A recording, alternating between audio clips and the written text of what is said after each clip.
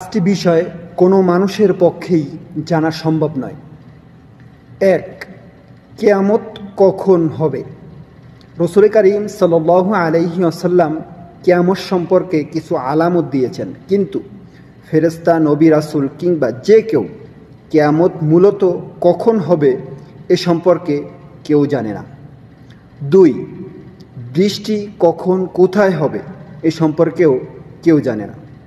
হ্যাঁ, আবহাওয়াবিদরা অনেক সময় ধারণা দিয়ে থাকেন অমুক স্থানে বৃষ্টি আবহাওয়া খারাপ হতে পারে, সম্ভাবনা, কিন্তু ডাইরেক্টলি কখনো বলতে পারে না যে এখানে বৃষ্টি হবেই হবে।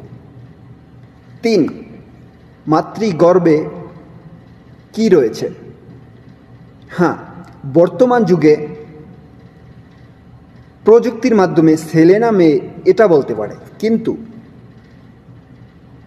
ওই ছেলে মেয়ে ভদ্র হবে না অসভ্য হবে, খারাপ হবে না ভালো হবে, চরিত্রবান হবে না অচরিত্রবান হবে, এই সম্পর্কে দুনিয়ার কোনো মানুষ, কোনো প্রযুক্তি বলতে পারে না।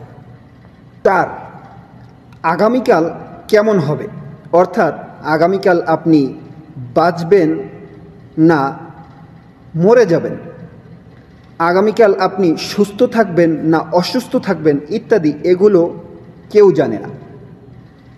৫. মৃত্যুবরণ কোথায়, কখন, কোন সময় হবে এ সম্পর্কে কোনো ব্যক্তিই জানে না। আপনি দেশে মৃত্যুবরণ করবেন না বিদেশে মৃত্যুবরণ করবেন, বাসায় মৃত্যুবরণ করবেন না গাড়িতে না হসপিটালে, এ সম্পর্কে কোনো ব্যক্তিই জান না ইত্যাদি। এই বিষয়গুলো শুধু একমাত্র আল্লাহই জানেন। আল্লাহ ব্যতীত কোনো ব্যক্তি